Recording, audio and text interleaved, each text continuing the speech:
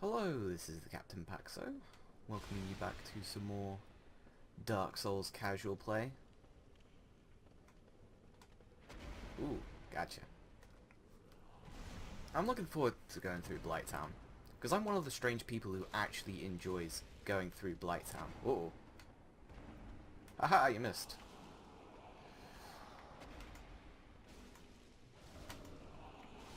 Oh, that was close. Almost got grabbed. Get out of here. Whoa! Maybe not. God! And poise. Something weird going on with the geometry there. Get out of my inventory. I got the FPS counter on. Oh shit. That's fine. Just have to brush things a little bit. Excuse me. Because now that I'm toxic, this guy can't do anything to me. And now you're dead.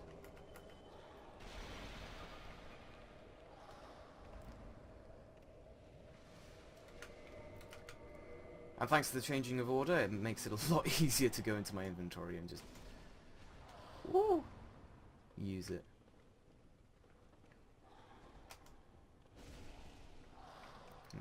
Maybe I should go and upgrade my weapon.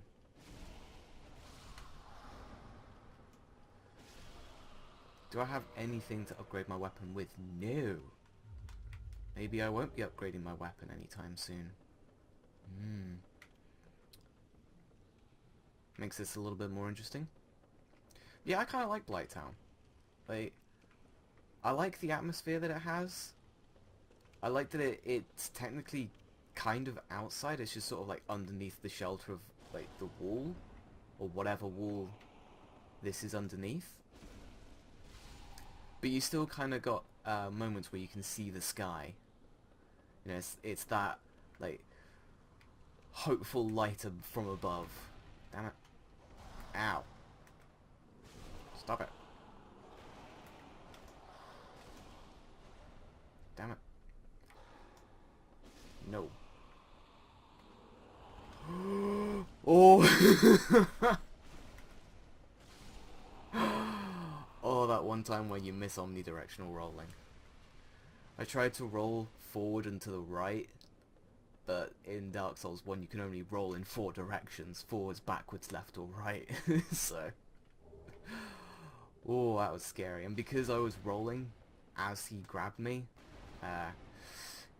he didn't pull the grab off. It just did damage. Oh. Anyway. A lot of people find the toxin really annoying to deal with, and it is, but for me personally, this is close to the only challenge left in the game for me. Like, I'm not saying I'm a god at Dark Souls, but this game doesn't challenge me that much. I've played it so much, I can solo all of the bosses very comfortably as well. I could do no damage on them. I could do soul level 1. I just haven't been bothered to, because I personally don't really care to prove it to myself. Just seems like something that would just take time more than anything else. And free time is something that I'm going to have less and less of in the future as I work more and more hours. Just fun. And also there are, of course, other games to keep me interested. I generally just play Dark Souls just to have fun, which is what I'm doing right now. Having fun. And Blightown is a part of that for me. I don't know. It is an insane maze of like not knowing where you're going, and if you're playing on Xbox 360 or PS3, it's not going to be that much of a fun time, just thanks to the frame rate. But thankfully, as you can see by the frame rate counter in the bottom right hand corner of the screen, 30 frames per second. And when we get down to the Where is that? There's a toxic blow dart guy around here, isn't there? But yeah, I have 30 FPS, which I am very fortunate to have. I'm very happy with my PC rig. I'm not a PC nut. I don't know much about PCs. I just sort of researched it a little bit and went, that sounds like a good idea. Put it all together and voila, this is what we have. I'm gonna take my headphones off actually, because yeah, sound still no sound, so should probably take the headphones off. Ooh, hello.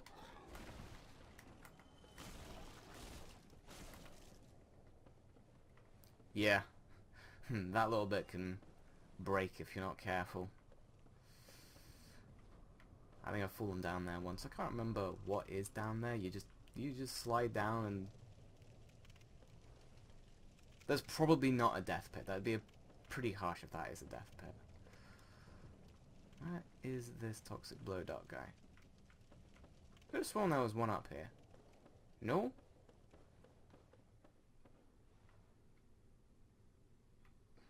I don't know. I've lost my mind. Alley-oop. When playing Dark Souls, like I said, just looking to have fun. And I've put in the time to learn Blightown, so it's not too big of a difficulty for me. Even when I was playing on 360, I was like, yeah, sure, why not? Blightown. Let's have some fun. Do something different. Do something crazy and stupid. Hey! Look at that.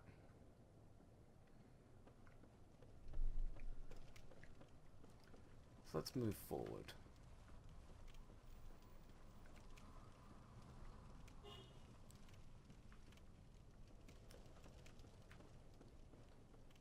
And a bonfire. I could have sworn there was a toxic blow dart guy.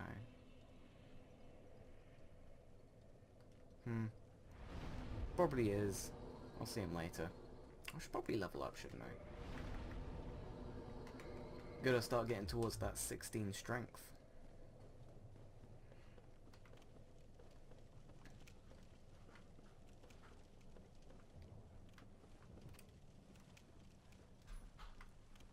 Is it up here?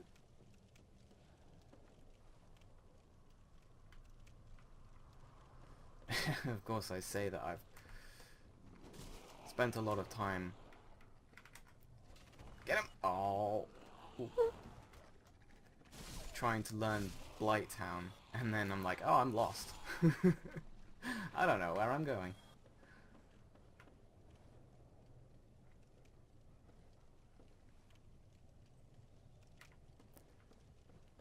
Maybe it's this one. Yep, it's this one. Spider Shield is exceptionally useful here, because of course it, if you block an attack that would normally deal poison damage, if you block it with the Spider Shield, it doesn't deal the poison component. So yeah, incredibly useful here. Just block the darts, and it's like, oh well, they can't do anything to you. Souls. Should I use Power Within? Hello.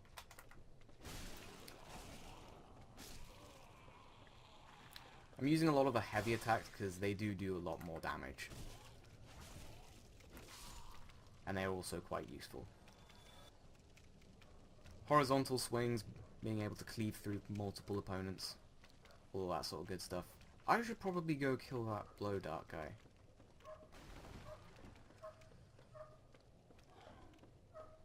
Can I reach him from here? No, this is back where I started. Ah, down there. Oh, no, no! Alright. Oh well. Right, let's try that again.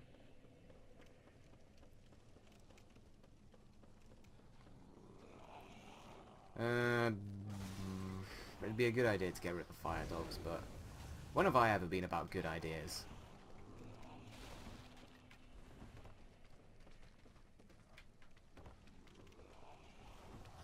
Can I drop down from that? Nope. Oh. Oh, I messed it again. Oh! When did you get here? Were you always there? Oh! Oh! Oh.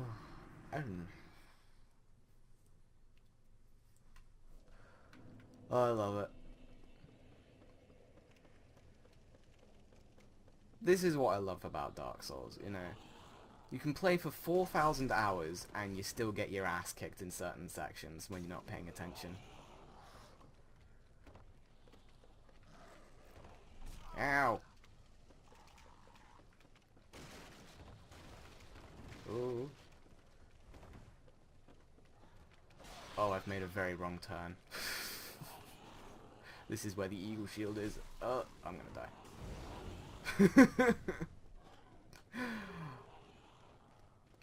Ah, yeah. I know this place like the back of my hand. Totally.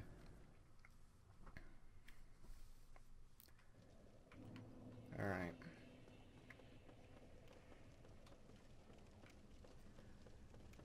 Maybe take things a bit more methodically. Not just rush through killing everyone. Or not killing everyone. Get out.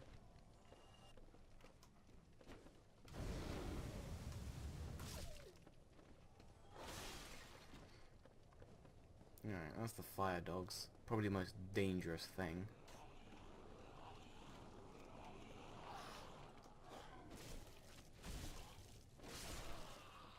One down.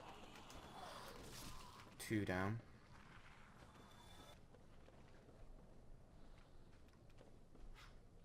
Go down to here.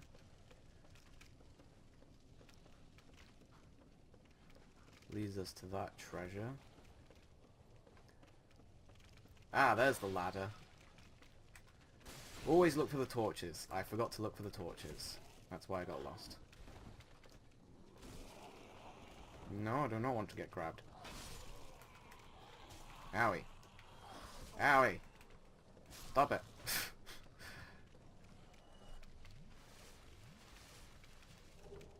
Ah, this is going to be interesting. Large enemy in a very small area.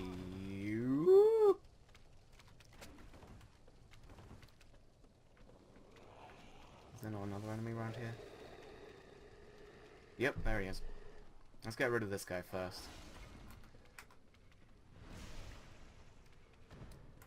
Get up, get up, get up, get up, get up! Thank you. Needed to kill you before I fought you. Whoa!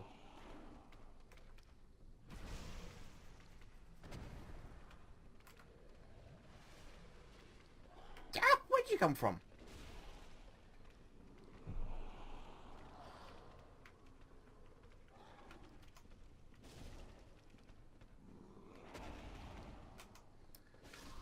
This is where things get a little bit interesting.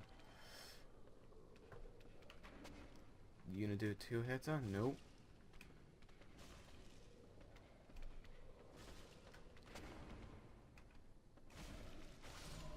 There we go.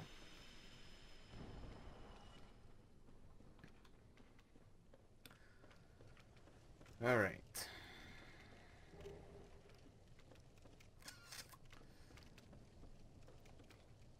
Up we go. And I'm out of Estus. Maybe I should have spent those 2 humanity to kindle the bonfire.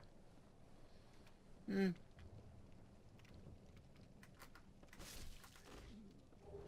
out of here.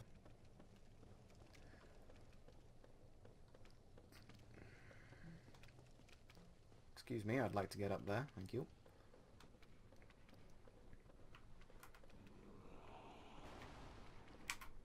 Get off. Bye-bye.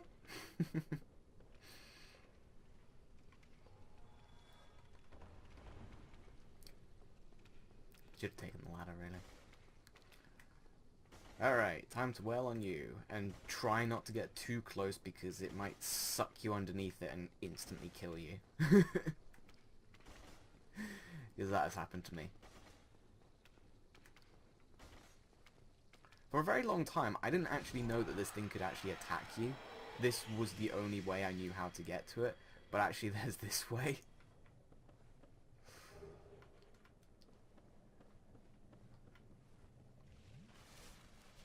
Alright. So we got our power within. And I guess, sure, why not? Let's use it, right? Why am I going this way? There's nothing over here. I feel like there was meant to be something over here, but there just sort of wasn't. I don't know.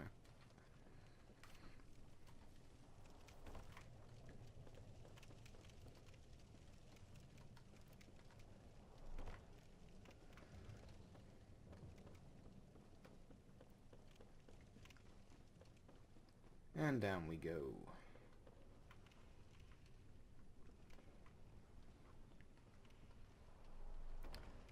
It's getting to that time of year again where a lot of games release, but there's not really anything I'm excited for. Like, there's a couple of things that I'm interested in, but there's nothing that I'm so eagerly anticipating that I just can't wait, and thinking about it makes me so restless that I just wouldn't be able to sleep. I haven't got anything like that this year. Like, the only things I'm really that interested in are, like, Absolver comes out on the 29th, I think, and this is being recorded on the 28th. So, that'll be fun for tomorrow. Shame I'm working in the evening, because that's when the download will be done, so I'll be playing that on the 30th, most likely. And then sometime early September, like within the first 10 days, is it the 2nd or the 7th? I can't remember which one it is. But the new season of Rainbow Six starts, and I'm really excited for that. Oh, toxic bloke dark guy. Get out of here. Aha! I have more toxic resist. And the Wanderer set. Best set in the game. Yeah, I'm looking forward to the new season of Rainbow Six. New operators, new map. Should be a lot of fun. Hopefully a lot of bug fixes as well, because, well, Siege is notoriously buggy. And, well, guess what? It's always been like that since launch. Alright. So hopefully it'll be a little bit less buggy this time around. Ooh. And then, what else am I actually somewhat looking forward to this year?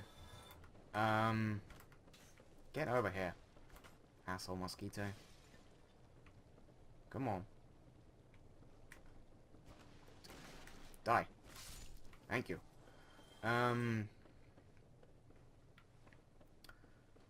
Well, the new Pokemon game, like Ultra Sun and Ultra Moon, that comes out in like November.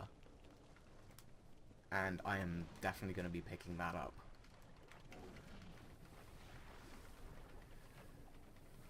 Because I've been getting back into Pokemon. Like, a lot. Been playing a lot of the games. So, yeah, looking forward to that one, because I haven't played the original Sun and Moon. So, why not get the definitive edition? So, well, I guess definitive edition. The improved edition. There was meant to be, like, a lot of things that a lot of people didn't like in the originals, Sun and Moon. I don't know what they were. I haven't really looked into it, but no, they're probably fixing it in the new one. Again, haven't looked into it.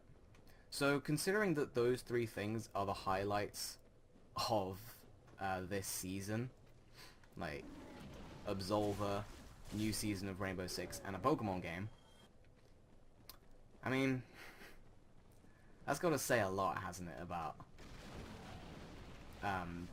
what I'm interested in that's releasing this year. Not interested in the new Call of Duty. Wait. A lot of people were initially really excited about the whole World War II thing, and then when like the beta came out, everyone was kind of like, eh. It's still just Call of Duty, which is that's what Call of Duty is. I'm surprised people actually still buy new Call of Duties expecting a new experience, because all Call of Duty is at this point is either Activision ripping themselves off or ripping off other game developers, you know. They let other people come up with brilliant ideas and then they just copy and paste them. Let's get rid of this poison. This is going to be a long ass fight because my weapon does not deal a lot of damage. And Quelaag has a lot of health. A lot of physical defense as well. What is Quelaag weak to? Is it lightning? Because obviously she's practically immune to fire, being a fire spider. And I doubt magic will do a lot of damage because she's a witch. And physical doesn't do a lot, so lightning? Must be, right?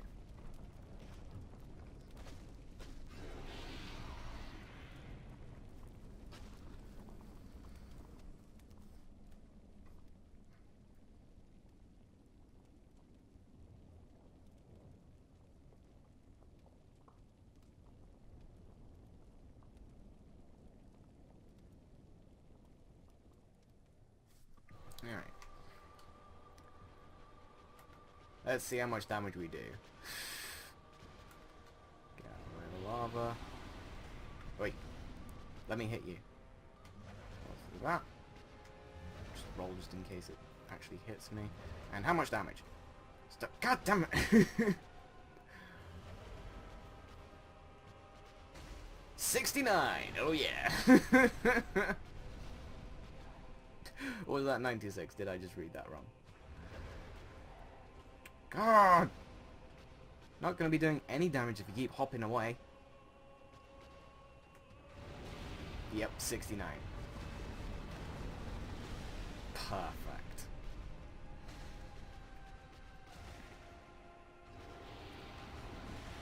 Get out. Oh! Oh! Oh, go away. I want nothing to do with that.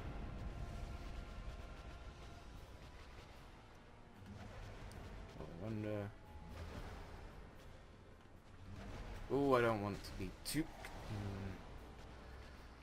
See, it doesn't matter how much defense you have. If you don't get hit at all, they do no damage. You know.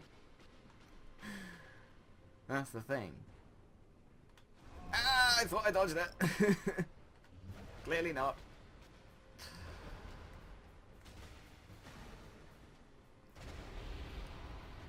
Away from that.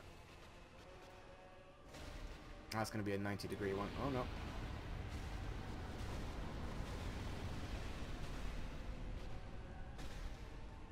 Go away. No, not under me again.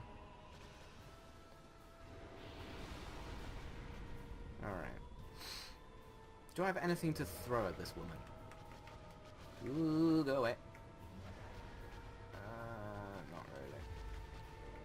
Get that off. Pine resin, why not?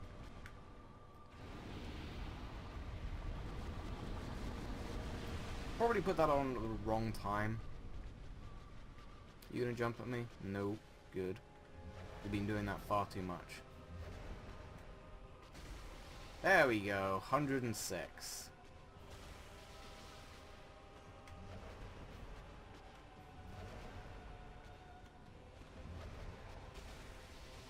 Stop hopping around, it's annoying. That's the thing about this boss, is like, not only does it have really good defenses and a decent amount of health, but it also like just jumps about all over the place, puts a load of lava around it. It just makes it very difficult to do any damage at all. That's what makes this boss fight take a long time. Like, it's not just the physical defense, it's the fact that this boss is really good at stopping you from doing damage to it. You know, whereas Gaping Dragon just has a shit ton of health and some pretty decent defense. Woo! That was close. Quelaog is just very good at stopping you from doing any damage at all, as well as having decent defense. Well, there we go. With the aid of gold pine resin, very limited resource, we got it. And I have a large shard. I wonder where I picked that up from. Ooh! There's quite a few large shards I can get around Blightown, actually. So might as well stick around to pick them up. Upgrade our weapon. Although we're getting fairly close to picking up a Silver Knight Straight Sword. I'm excited.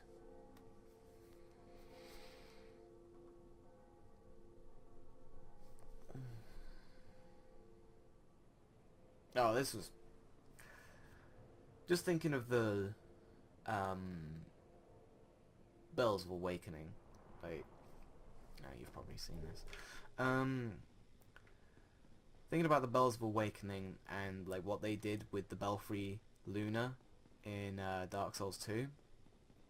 And whenever I think of Belfry Luna in Dark Souls 2, I always think of a video by, oh, what's his name?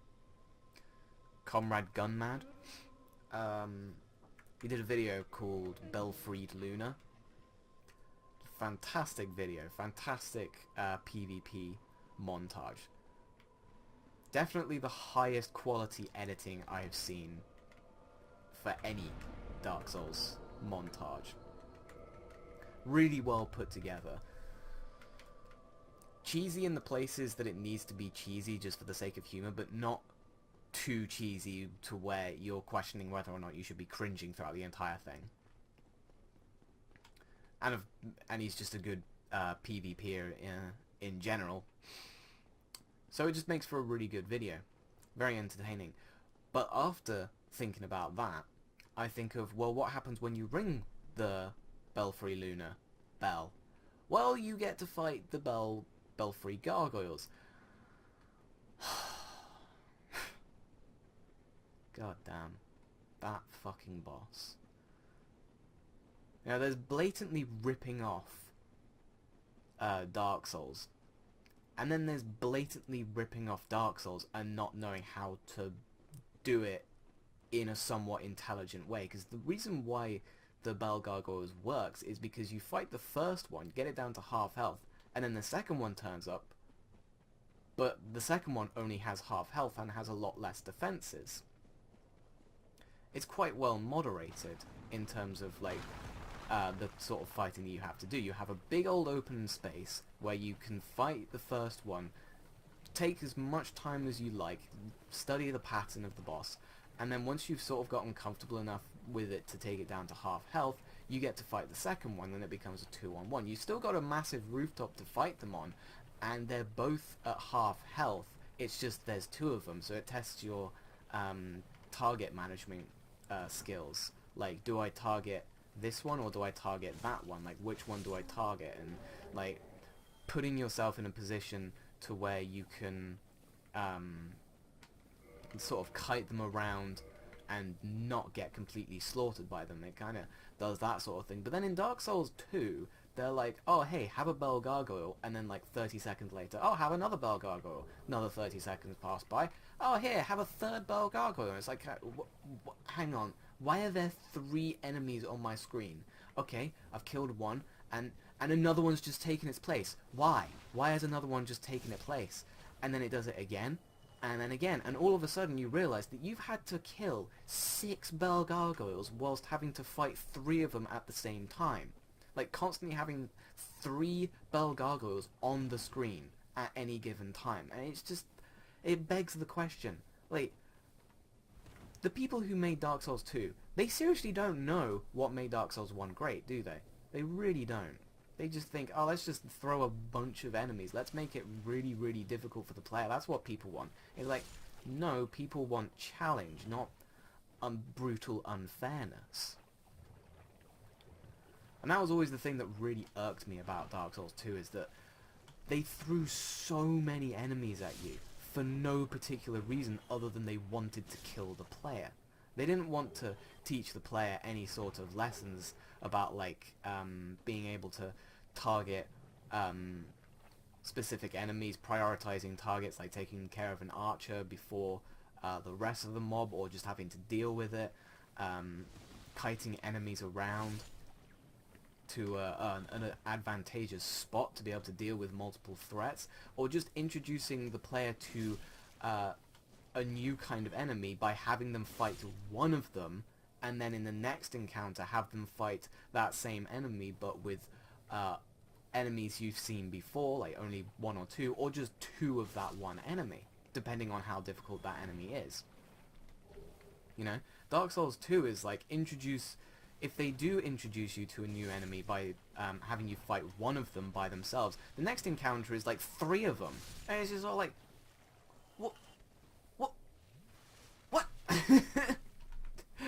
It's a very different experience fighting one enemy, one new kind of tough and bulky enemy is somewhat challenging to fight, to fighting like 5 of them. Like, how is this a good experience? Like, how is this good game design? I don't get it.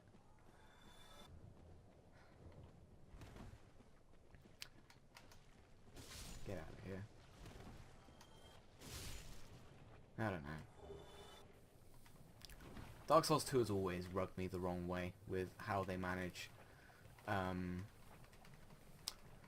just enemy balance in general. Like, I got the Scholar of the First Sin on PS4. I don't know what was going through my mind. I was just like, I feel like playing some Dark Souls 2. I must have been high on something. I don't know what was going on, but I felt like playing Dark Souls 2, and I was like, do you know what? Let's get Scholar of the First Sin, because everyone praises that, you know? But I completely forgot that they destroyed any semblance of balance within that game. Sure, they added a lot of neat content, but I mean, like, there's the good old tree room in Forest of the Fallen Giants, where you go up a ladder into this big old open area where there's this big old tree in the middle, and there's like kind of a battlement above with like an archer on there, and there's like a load of enemies on the ground. Well, in the base game, there's like 3 enemies on the ground towards the entrance. There's a couple of enemies wandering around, and then there's an archer, and then there's a hide knight in the middle, which you can choose whether or not to engage. Right? Scholar of the First Sin says, maybe we should take out that hide knight. Okay, fair enough. Let's replace the archer with a bomb guy. Okay, fair enough. Projectiles are still bullshit in that game. And let's instead add another 15 enemies into this room for the player to fight. What? What? I'm sorry, I must have drifted off and had a bad dream. Could you just run that by me again? And add 15 enemies to the... Nope. How is that okay? How did that get past QA? Seriously. Like, is there a single moment in Dark Souls 1 where you have to fight 15 enemies in a single room? Like, I'm trying to think now. There's a room in, or an area in the old forest. Was it Royal Woods? I can't remember. Oh! Bye-bye. There's like an ambush there where there's like a bunch of those forest scrubbers and a couple of giants. That's pretty nasty. But you can pull aggro of some of the enemies before some of the others, which is quite nice. But even still, that is quite a harsh room. Or fight, I guess it would be. And in the Chasm of the Abyss, there is a lot of enemies in the Chasm of the Abyss. Let's try and do this a bit better. Nope. Alright. There's a lot of humanities in the Chasm of the Abyss, but they're just humanities. They're not the hardest enemy in the world. Add on top of that the fact that parries and backstabs don't make you invulnerable, and they're a pain in the ass to pull off, and honestly not even that rewarding. Like, they don't do great damage. Well, depending on the weapon, that is. Hey, I landed it this time. Third time's the charm. Oh yay, red titanite chunk. That's exactly what I wanted.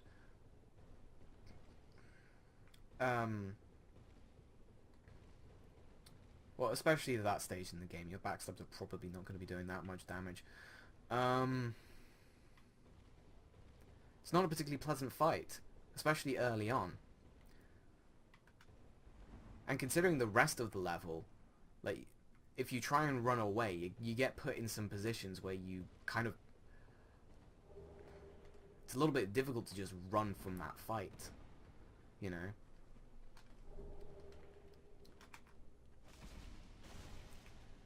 Whereas the forest ambush is a little bit, well, actually no, very easy to run from that fight. Ooh, Christ.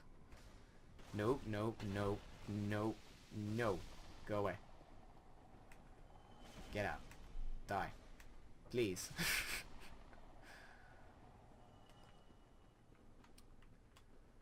I don't know, maybe I need to stop ranting and raving about Dark Souls 2. Well, not really raving, but more... Well, you get the idea. Not a big fan of it.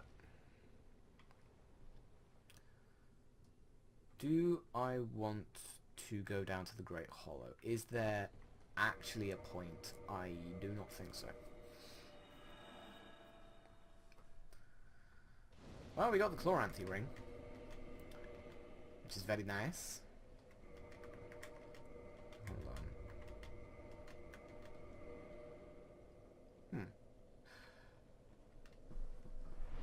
Certain auras have priority over other auras in terms of the visuals. That's interesting. Okay, I said I'm going to stop ranting about Dark Souls 2, but I can't. There's too many... I'm playing Dark Souls 1 and I'm enjoying it so much, and I'm just thinking like, oh hey, there's something that Dark Souls 2 just didn't do as good. Right, so let's take this off. So the Chloranthy effect, right? In Dark Souls 1, doesn't matter what angle you look at it from, you can tell it's kind of an aura that encapsulates your entire character. It's this particle effect that floats around your body. In Dark Souls 2, it is a goddamn sprite that they just slap on your face. And you can test that by tilting your camera all the way down, and the sprite will get really, really flat. And it'll look really, really goofy. And when you turn the camera, the sprite will follow you constantly. Whereas if it's a 3D model, it won't do that. It'll retain its geometry no matter what angle you're looking at it. And that's just something else that I really didn't like about Dark Souls 2. It's such a small thing, but hey, vanity is a big part of playing these third-person RPGs, you know? You've got to get your fashion souls on, right? It's the same thing with Warframe. You know, good old fashion frame is endgame, right? If you don't look good, then you don't feel good playing. You know? And if you don't feel good playing, then, well, you're not having much fun, aren't you? Alright, we could farm the slugs for large shards, but I don't have time for that. And I really just don't give a single stuff. We are 100 souls off of leveling up. So let me find a little shit soul. That's the shittest soul I have. Hey, 16 strength. Get on that dexterity. I find going for the minimum requirements of a build early on just a lot nicer to do, because level ups at that stage in the game don't cost nearly as much, and putting stats in certain, or putting points in certain stats doesn't really hinder you as much early on, because, well, how should I put it? The game's a lot easier early on than it is later on. That part makes as much... Fuck. I've been getting really unlucky with this. But stats don't matter as much early on, because level ups come a lot more frequently. So if you get your minimum requirement stats early on, then you can use everything that your build wants to use from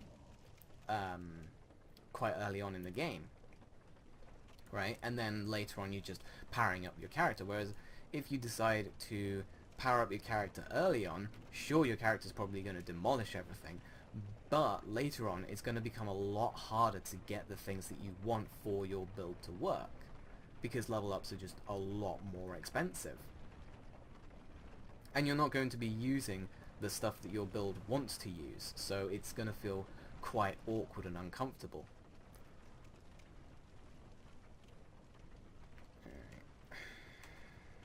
I should probably use these Firekeeper souls, shouldn't I? Oh, I went the wrong way. That's not the way to the Firekeeper soul. This is the way to the Firekeeper soul.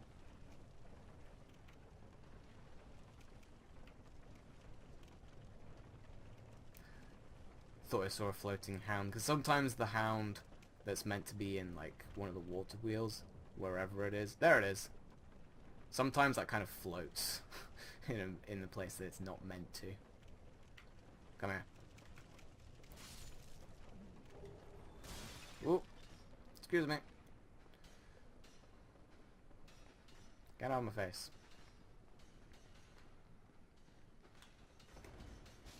Gotcha. Oh, that was close.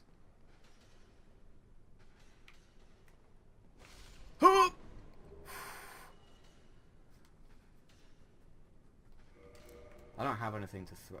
Black firebomb. Do I really want to waste black firebombs?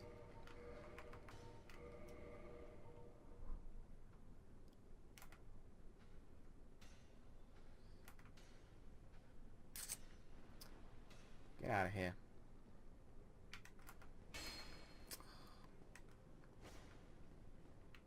Die. Thank you.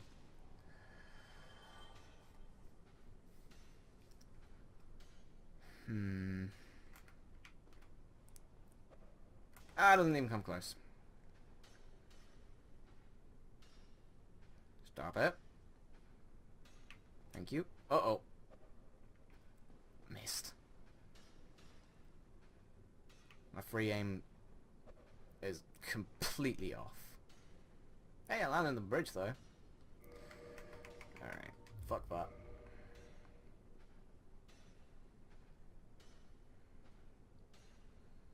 Waiting for the toxic to die down. Huh! No, fuck.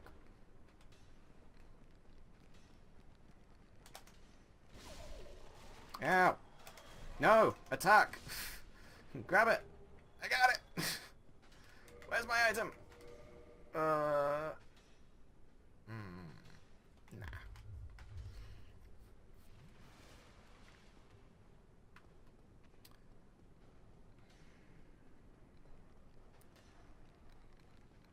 Doing something stupid.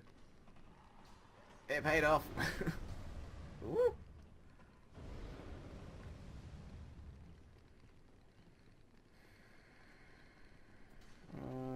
I can't remember what that item is, but I don't think it's very important, so I'm just going to leg it.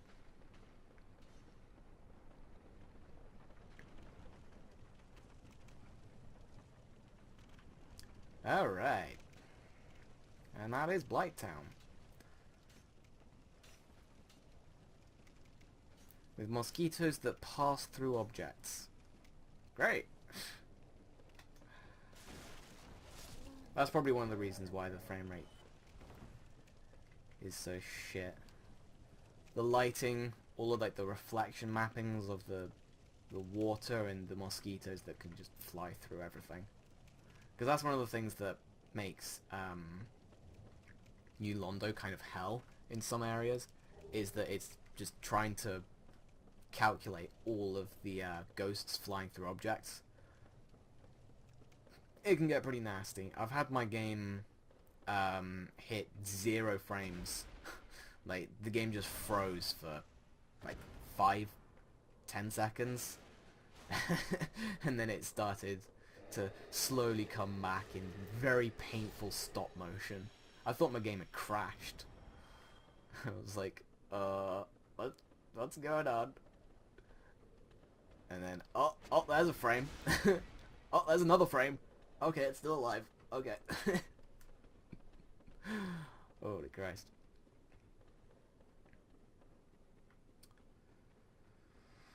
Alright.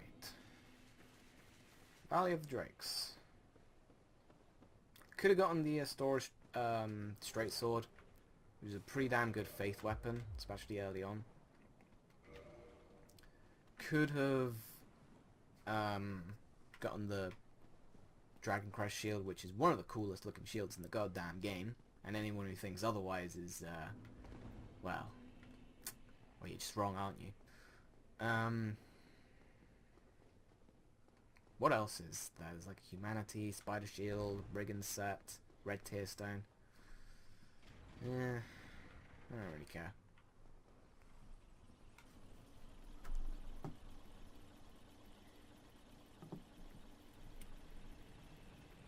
Come on, elevator.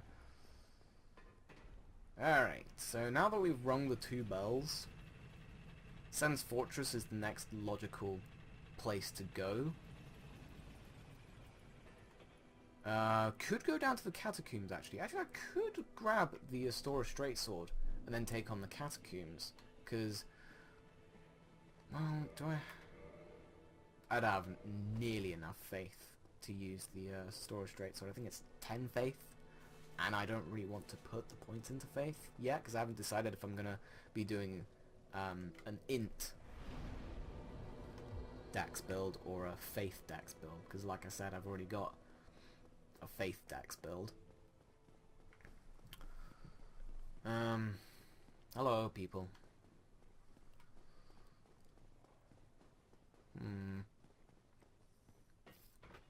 I don't know. Maybe I won't do any buff at all. Maybe I'll just do pine resin. Power within and pine resin.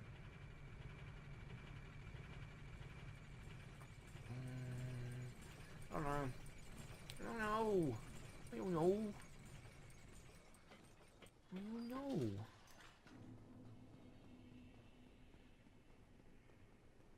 Decisions. Another thing I love about Dark Souls is you can pretty much make any sort of build work. You know, it might be a really stupid build, but it can still work.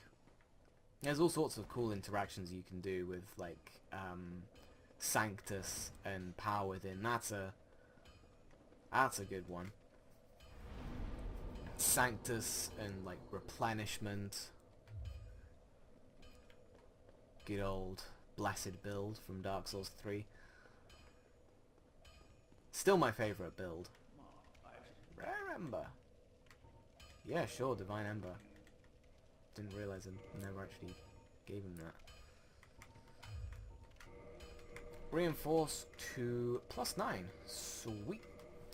+9 longsword. Damn, need 2 large shards and we could have gotten +10. Large shards are pretty easy to come by in Sens.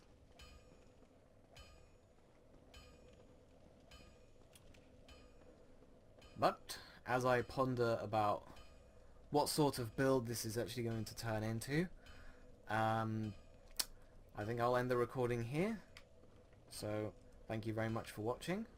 I'll give a a shrug this time. And I'll catch you next time.